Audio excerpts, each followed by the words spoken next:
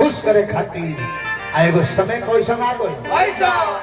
एगो तारकासुर नाम के निशाचर राक्षस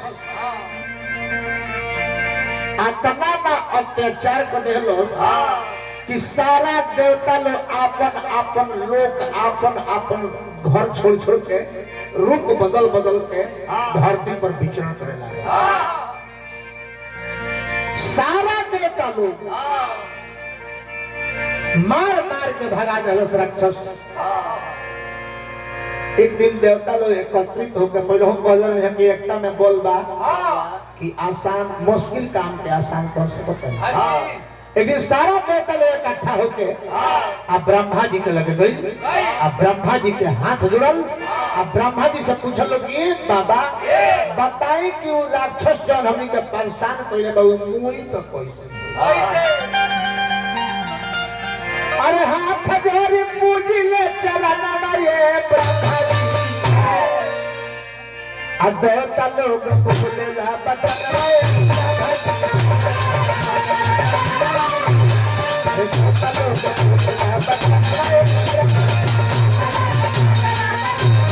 हे बाबा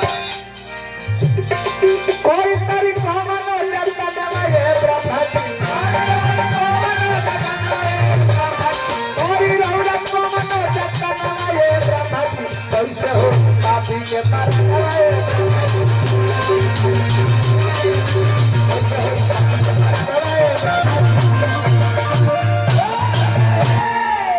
ब्रह्मा जी कभी के देवता लोग वरदान तो करके हम ही दले बने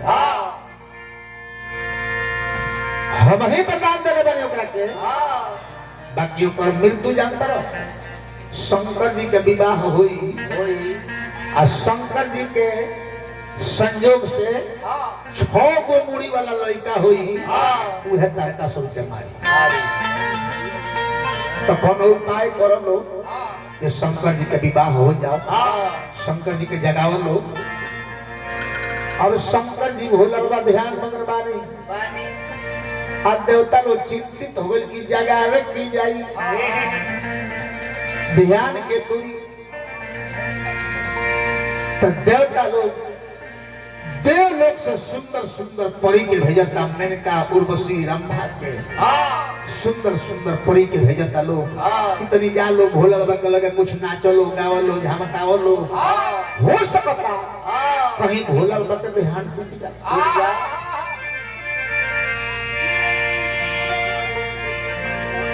ए बबुआ अब परी लोग समूह बनाते नाचत गावत सुंदर सुंदर कोयल समान बोली सुंदर सुंदर रूप अपना नगरी से चलली हपरिया अपना नगरी से चलली हपरिया हाथ चमका के नचे हाथ चमका के नचे यही ना हो जाओ कि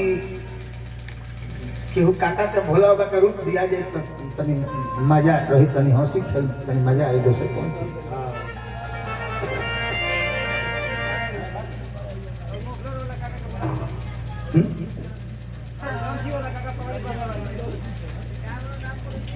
एगो काका के केहू के शंकर जी बना दी जाए